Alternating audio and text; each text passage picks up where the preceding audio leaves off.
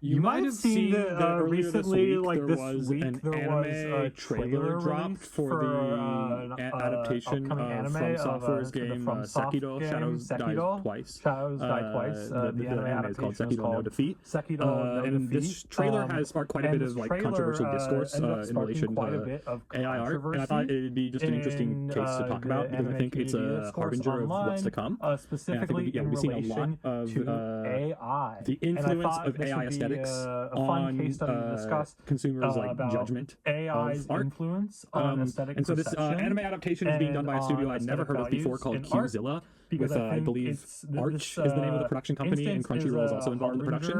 And when I first watched this trailer, I didn't look up anything about the parties involved. I didn't look up anything I thought that the character designs looked interesting, and they reminded me of a specific character designer. It turns out it was him. That I never heard of before. And the colors look pretty bright for a From Software adaptation, even though I haven't played Sekiro, but I think I've seen some gameplay, and the colors didn't look this bright. They remind me a lot of the Tower of God color for the first season, of course. And also I thought the Wanderer in the Sea of Fog reference was also pretty funny.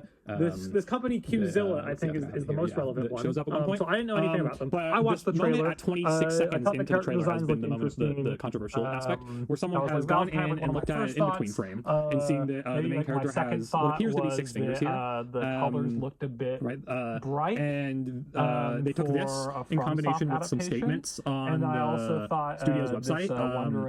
I'll just read these statements.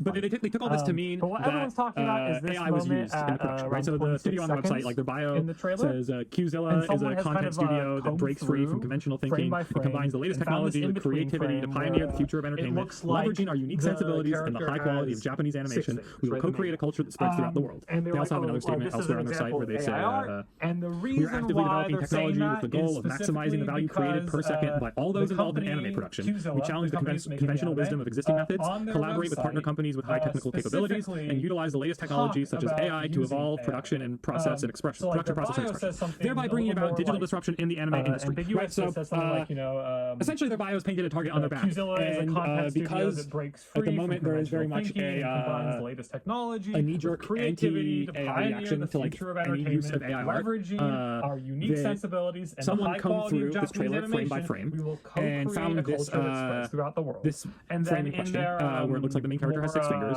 and used that as the evidence in tandem with the statements on the studio's website. The AI was being used in the production of Sekiro. Let's find it. And it's turned out that this wasn't the case. The studio has come out and said that it's all 2D, hand-drawn, whatever that means. We are actively developing technology with the goal of maximizing it's a full the value 2D hand-drawn per anime. second by all those involved in anime production. We challenge the conventional wisdom of existing methods. This is such an interesting moment in relation to it shows how capabilities and utilize the latest technologies, even when it's not such there, as AI, is changing how people perceive and evaluate art, thereby bringing about digital disruption in the anime and specifically that anything that it reeks of it essentially means that anything that appears unconventional or off is immediately labeled as AI. Rhetoric, or specifically if it's off in certain ways, right? So we all know that like appendages or fingers and toes and whatnot tend to be like inherently anti-AI one of the common areas where AI like has a hard time like imitating I kind of like view it humans as or like like this. They kind of it hallucinates, right? and also an extension of certain kind of the funny thing about this is and I'll get into this will be a bit of a long-winded explanation probably, but I actually think this kind of discourse at the moment right now where leads to your average person has a very normative knee-jerk use of AI and has the potential to squander any potential, like any possible innovations that might come about as a result of it. Like Qzilla here has any indication of I mean that right now we're in a stage where there's a bit of like a witch hunt going on, right? So if someone thinks that your work of art might have AI in it and you haven't outright stated that, they are going to look for something that looks off. And there's already been quite like a story history of especially Western anime fans the image looks finding like in between frames. And the funny thing is, of course, in that anime like Naruto is a pretty famous example, and weird saying like, oh, this is in-between poorly frames animated in animation like they're not have thinking existed about how for a long time, right? For example, like you actually experience it in time. I've seen like many a time kind of where frames in isolation some and being like, uninformed individual, even I think the whole some social media site or the whatever, implicit value of being is on crying model about all the how, time like, as the goal the is already like an extremely really normative approach to as if making like an in-between anime or like making art. Like a musical equivalent would be like something like indicative of poor animation. Something being like theoretically correct for whatever its idiom would be. For example, you're more concerned with like does it You see it around a does lot. it People follow who the don't rules understand how instead of animation like frames function? does it have an this interesting idea that like mode of good expression, animation form of means expression, everything right? is like so like I'm a huge fan of a lot of animation that's pretty off on model, model like all the some time. work by Like I've never Yuasa, seen for a example. Yuasa show I or never quite something, or understood they like would like that. I a lot of guess people who really care about things being more on model like, all the time. I don't know. Are I feel like very into, A1 A1 Pictures is for the instance. studio that people I know who people are really vibing with really like that about things on Licorice model Recoil, all the time. which I thought was a tend to terrible praise. show. I remember Licorice Recoil. Yeah, I don't have as much like I I don't place as much value on things looking like very on model or correct, right? Discussion. I think like we kind of all know what that is, and reproducing that isn't model, which to me is like inherently not exciting to me. interesting. And in fact, the funny thing about this is that said music reproducing things in like a correct way is like that's like the whole thing that AI is kind of going to be good at least in the moment, right? And they know how to follow some rules. It's like that kind of way of looking at making art, I think, is very conducive to like essentially like disenfranchising human artists. But yeah, in relation to this witch hunt, essentially people like it'd be easy to classify people on this kind of like anti-AI witch hunt as like having like a 19th or 20th century art mindset, where there's this notion of very like a 19th or 20th century kind of like and like the creating of the material being where the value is in art, right? So like I made that drawing, like pre-modernist, and I made it at a high level of craft, and thus it is valuable. Expressing and this idea that like a human puts many hours into achieving a level of recognizable craft, and so that this is like a this kind of labor should be rewarded, right? And value, transmitting emotions from one human personally to another subscribe is kind of the core mission to of this art. way of like thinking about aesthetics, or even like looking at like what art. Like I think craft is always contextual, and anyone who's like really and you'll see like craft in different artistic movements and eras is perceived quite differently. Even though you can say there are certain like fundamental, I would say more modes of thinking than actual like physical technique. So like, and of course, like in the fine arts world, in like the from the mid 20th century onward, the idea of postmodern art, AI conceptual art, as an inevitability for about a decade. There was an art is actually much more about working with ideas than the creation of material. It's about putting ideas and material in relation to each other in a symbolic and meaningful way. I've talked about this in another video on the channel already. But you see this in a lot of like the like kind of more factory style art. I think Warhol is a good example of this. Compose a piece in the style of especially like in the 90s, you see a lot more artists like this who outsource a lot of the labor of their work, or even like the technical aspects. And they are, what would that mean? In some ways, a bit more like a director, or like they come up with the ideas for the artwork, and they will kind of organize a team to facilitate their vision. In the 20th century, it was all about the progress of. Of course, you still have like artists who you can say in the art world, this is about think of like. It'd be about being art able to making draw as or they're like creating of material and like put a lot of stock in that as a valuable thing. But certainly in the more like idea that actually like there is fine art academic circles, there, like there's at least a historical precedent for skepticism towards that, and this idea that craft is like inherently exclusive. It's actually all it's very culturally specific, but also that it leads to a kind of reproduction, which is like in some ways the exact opposite, or it's like the exact thing that like AI people are kind of fighting against. Like, oh, it just reproduces stuff, right? Like it's just stealing a bunch of human styles and spitting them back out. And it's like, yeah, well, what do you think human artists do? Like human artists absorb a bunch of other human styles and then spit back out a conglomeration of those styles, right?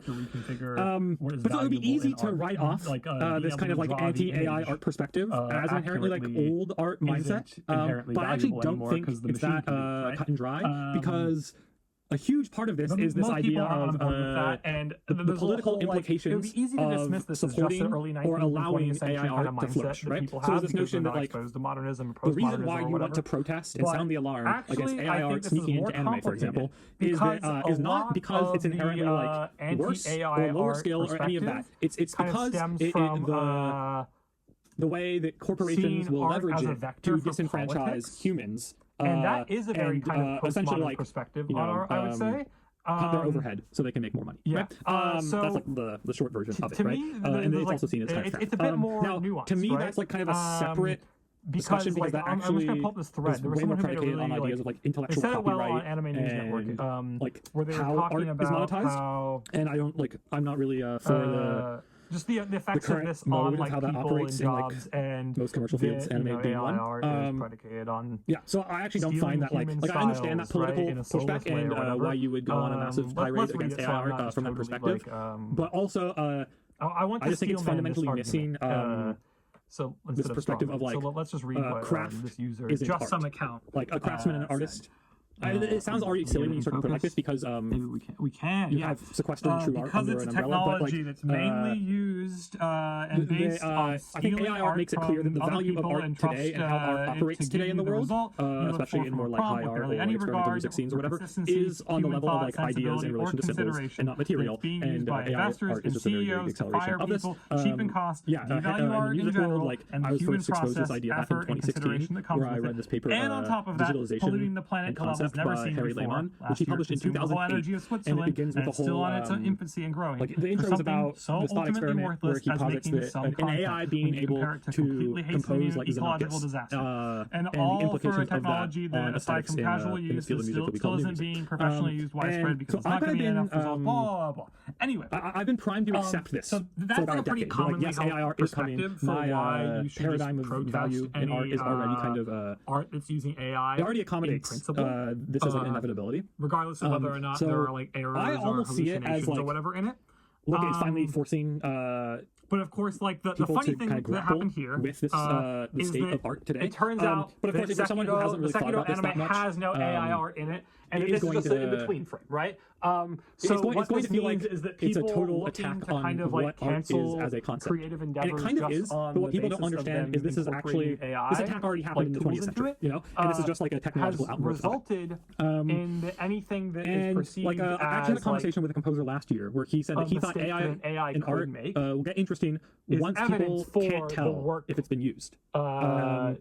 And I had an interesting tidbit, like we had a fun morally conversation about it. But right? what I hadn't considered was the opposite. It's quite which funny is this because I hadn't idea even that considered this. Like I had a there's conversation a time with a now where it becomes about a year difficult to ago tell if where AI he hasn't said been that, used. And the result of that is that he people thought have that these like art, AI detection or goggles use on of whenever they're AI looking at in things art or would listening be to things. interesting And once people couldn't tell anything that if you would use seems it. atypical or like a mistake, quote mistake, and we had a good that, conversation like an AI about might have it, made, but I becomes hadn't an considered indicator the opposite, that which is the that artwork in question has used this technology, and therefore it's on your blacklist. Right? The situation in which it becomes what especially difficult to horrified tell me if when I started to think about this a bit more hasn't been used was that in the production of this art, right? squanders and that's very much what this is an what I see example as like of, kind of one of the only are like positives reading of AI art. Because I'm just to be clear, I'm not like in a inherently situation pro where AI art. there I'm is no AI, a bit agnostic about it. I've seen it as an inevitability for about a decade, so it's not bothering me a ton. I'm kind of horrified when I realized not that this necessarily is very pro actually it. resulting But in one of the potential benefits I saw was that I've been interested for quite a long time in what I would call like so for example, algorithmic or like, let's say non-human you modes of expression or organization of art. an anime company that is using AI in your because production. I think this kind of like seen this whole this idea of art is something that expresses the artist as like that's what you're striving for is to express yourself in the truest way possible. That this actually to go through more leads effort to a lot of hide your very use of AI, maybe. But repetitive also to art that isn't very like, forward-thinking or experimental, right? And so I was like actually kind of excited for some of the more that might make it look experimental use cases like for AI. But what I've noticed is that this current like and specifically like one of the witch things hunt, I guess you could call it. I've been calling it that. A positive actually aspect of AI disincentivizes to kind of, creators from using AI in experimental ways. Because now what's going to happen is that modes of expression, right? if you're using AI, to come up you're going with to try as hard as possible to disguise the fact that it's there.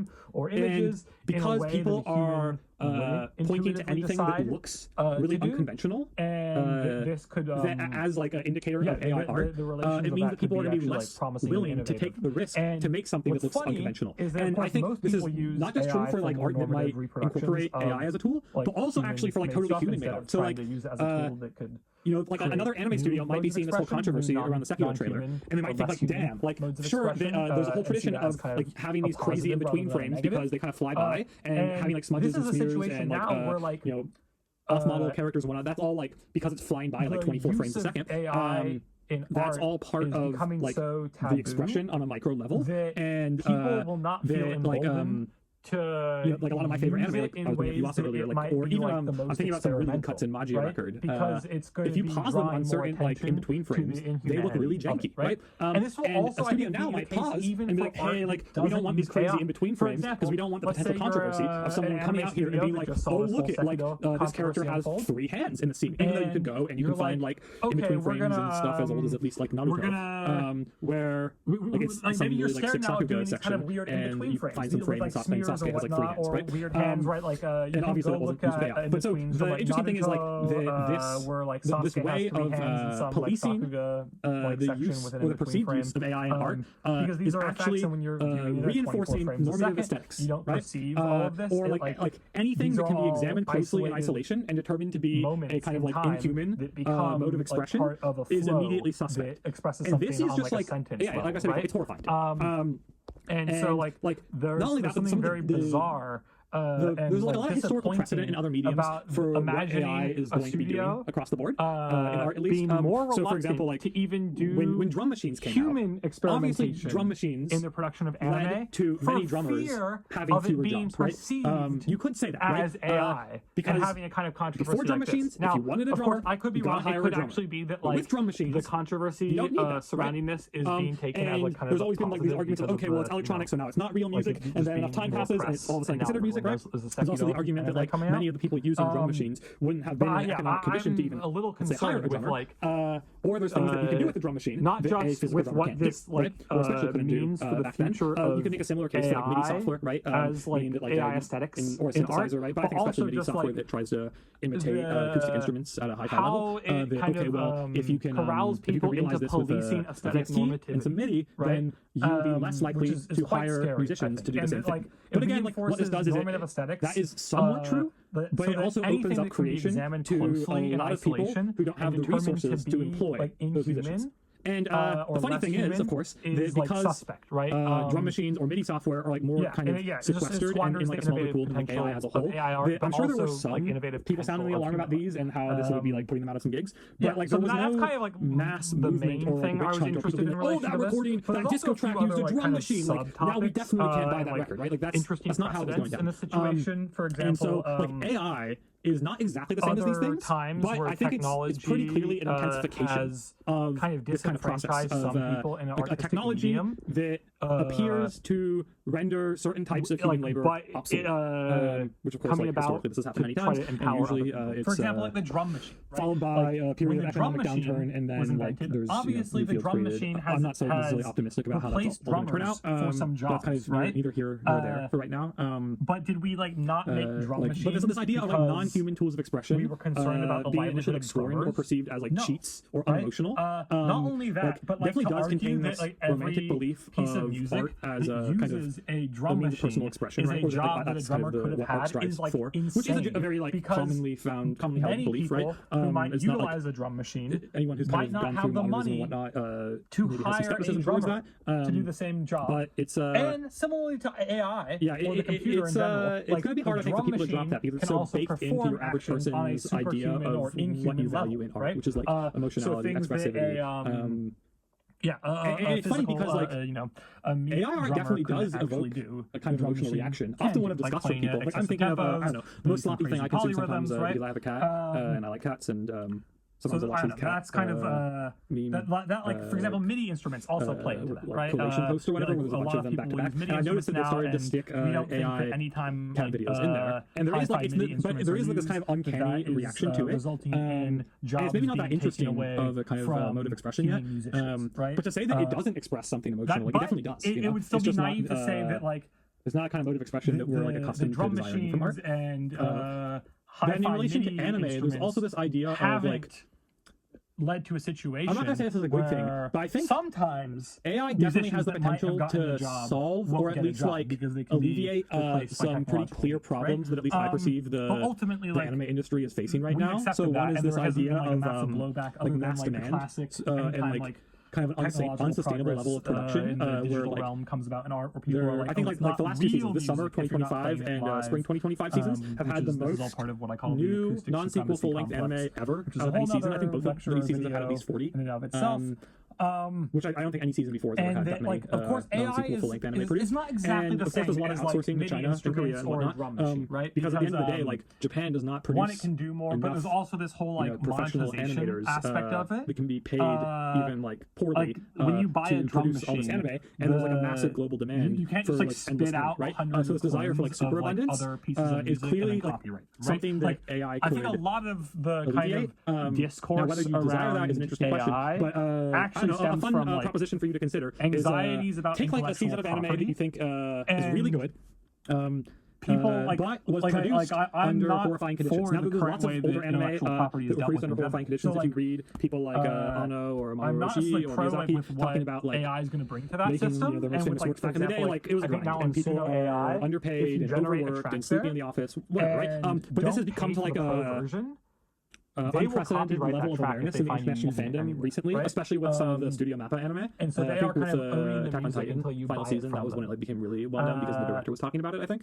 And that is bad. Also during Jujutsu Kaisen season 2, which I thought was an amazing season. But like I think actually there that were a is, lot of animators that's a much more talking like about the really poor interesting work conditions at Mappa and how they felt issue to exploited. fight on than And this one aesthetic, episode director even like tweeting about which I think throwing people the are just kind of having a company knee-jerk card in the trash on his way out, and some reaction to like people are kind of in an uncommon for Japanese workplace mentality. Like they're really saying their complaints out loud about this. And my question would be: would you rather something like that be produced under what many might call like exploitative labor practices, like how or would you rather it be done with AI? Because I actually think we're probably coming to a head where like global demand for the production of it is an either or between those because my guess is making fewer anime is not an option to these production committees, which is kind of sad because I personally think that's what I would like. Something has to change. But that's probably not what's going to happen, right?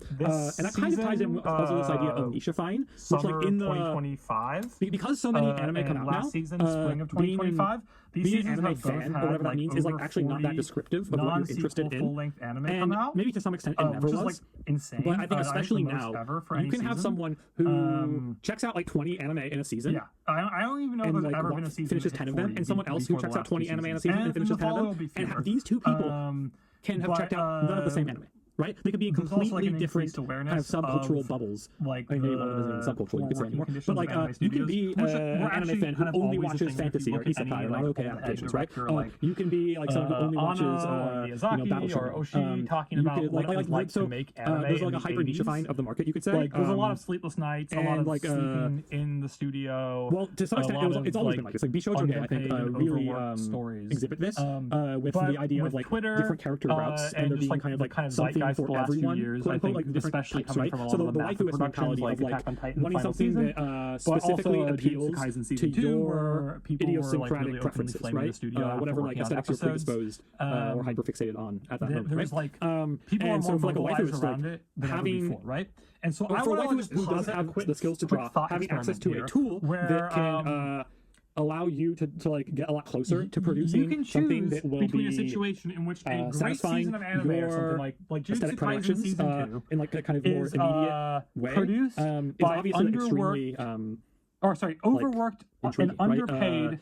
I think actually Tarzan even talks about this in some video where he talks about the case study or like the example he uses is that of where it is if you're produced into a specific character with and the there's no help fan art being of drawn AI of that character anymore, you could get AI to draw like infinite illustrations and of course, it's unreasonable to think for us something to about assume how that like the studios will pay the animators the higher use of they AI do could higher actually aid people with like hyper specific interest, because especially where we're seeing certain it's not like they're going to end up getting paid more per hour. We all know actions being taken against parts of otaku culture, be that like from payment platforms and increase and kind of like policing, especially by this like more in a situation where like there's so COVID era much global new demand gen for anime fans who they might not be so familiar I think with there's a potential for this actually being a solution of anime, right? They don't actually know what anime is about. Of course, like and they have a very specific like sanitized version of it in mind. A lot like the new shows that international go on Netflix, for animator example. market. And so you can imagine also outsourcing more things I think to actually as China long and as Korea and the Japanese otaku market like keeps on purchasing things at a high rate, there'll still be a lot of like otaku-oriented anime being made. But also, I think people would be lying to themselves if they didn't admit that. But also, this like idea of contingent of nichifying and like otaku market is just like a lot smaller than it ever was. AI art as a tool might actually be able to, but it's smaller than it used to be, right? I think like a couple years ago was the first year. I think a couple years ago was the first time sales, income from anime from outside of Japan eclipsed that from of anime the revenue from inside of Japan, right? Outside of Japan, and what that means is, of course, that like there's the revenue inside Japan.